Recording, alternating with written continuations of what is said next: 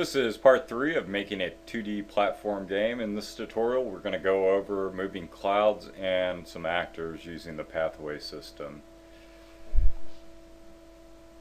First of all, let's go ahead and add a pathway. This is going to be the one for our clouds. So select the path mode. And layer does not matter for paths. Go ahead on the board right about here and go add path. Now that you got the path there, make sure you have it selected as we do. And we're going to want to give this this path a name to be professional, and let's go ahead and call it Path Cloud. Okay, and now let's go ahead and add a second point to it.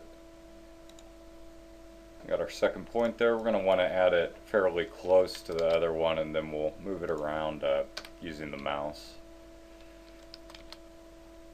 Okay, so I went 600. See, it's fairly close to the other one, only a few pixels off there. Go ahead and hit OK on that.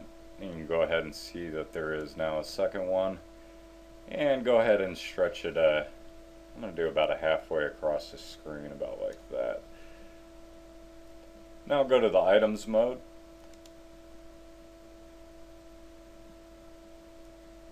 And switch it to layer 1. Select the cloud.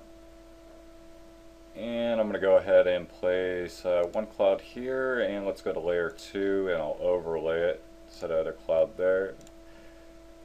Alright, and let's just move that there, kind of give a transition effect there.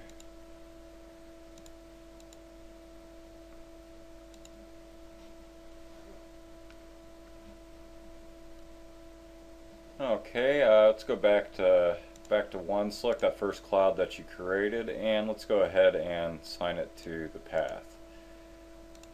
And assign it to a path cloud that we have there. Oh, actually forgot one thing here. Go back to the path mode. Select the path.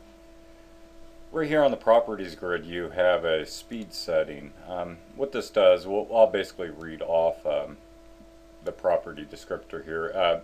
Every single property on here, if you don't know what it does, you can always look down here and it has a description of what it does. This one, the speed option is used for non-actor objects that don't have their own speed settings. This is just a basic object, so yes, it doesn't have its own speed settings. For example purposes, let's set that to 1. Okay, and we have our cloud assigned to that path. If I remember right, yep, path cloud. Let's go ahead and test it, and I'm gonna show you how this basically works.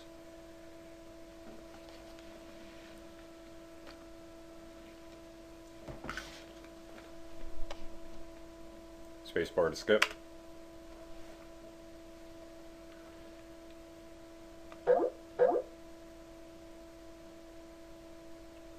Now, as you can see, the cloud is moving quite rapid. You'd almost never see clouds move at that rate in real life. It does show you how it moves back and forth between each point. It's going to go to each node, go back and forth. It can contain more than 2 nodes. You can stretch that path clear across the map there.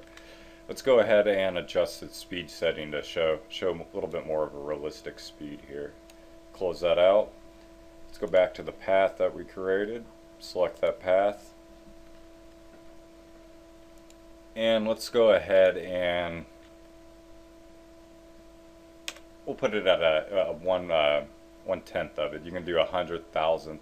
Any of the decimals will work on that. And let's go ahead and test that out again. Show you that it'll run at a better speed now.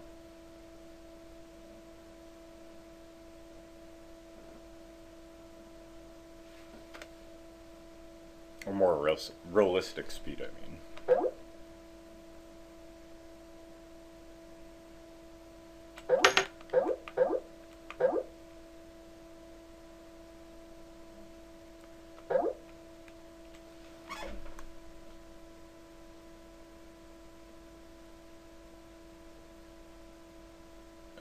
And she is moving back there. She's just very, very slow. As you can see, that cloud there actually looks like it's morphine size, which This is closer to more how a cloud works. You stare at them initially, they don't look like they're changing, but if you watch them for a while, you see the different shapes. But anyways, that's basically clouds. Any item can be set to move it.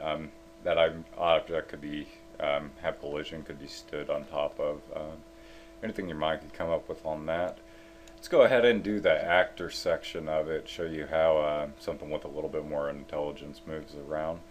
For this, go ahead and close out that window like I did, select the path mode. And for this one, let's go ahead, go view, turn on the grid, and also in the tools, let's turn on the snap. Go down here and go do the alternate click, the right click, and hit add path. And we're going to go ahead and we'll move that down to this point there. And let's go ahead and add its second point onto it. Once again, somewhere close, so I'll just 1300 and 800.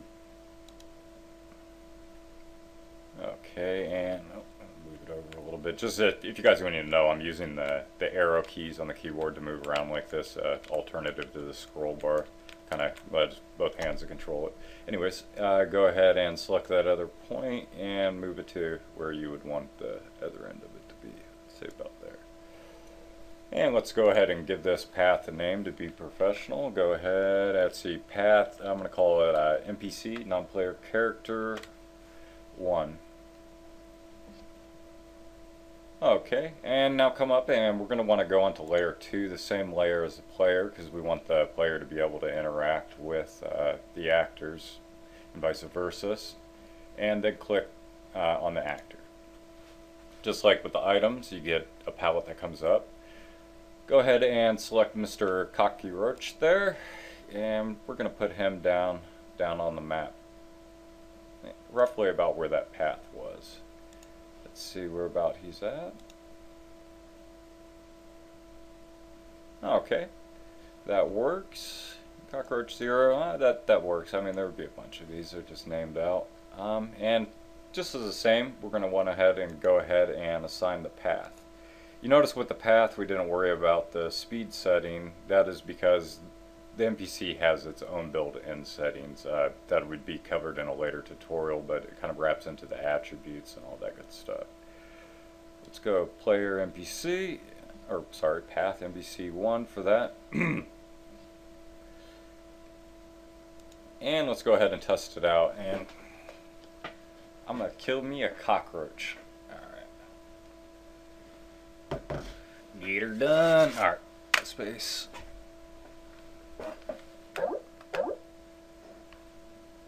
Okay, as you see, the cloud is still doing its transition work that we did on the other path.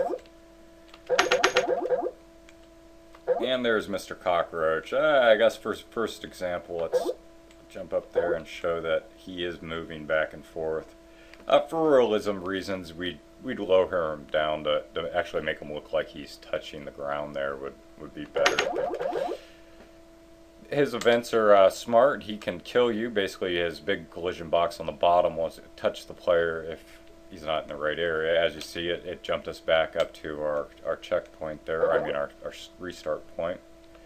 The other collision box is on his back. That basically gives us our hop and bop feature, which will squish him down. Like I said, that was actually moved off the 800 pixels and down a few, just to where it's almost touching the ground. You know, not in the ground, but on top of it. You get what I'm saying. It would look like he was crushing.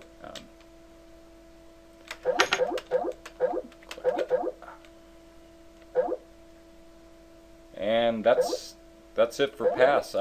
They can be used to do a wide range of things between different types of games. It's not just a platform feature. It could be used in an RPG or whatever type of game your imagination is coming up with. That is this tutorial. Stay tuned. There will be another tutorial for this, part 4, and I'll let you guys know what it is when it comes out. Good night.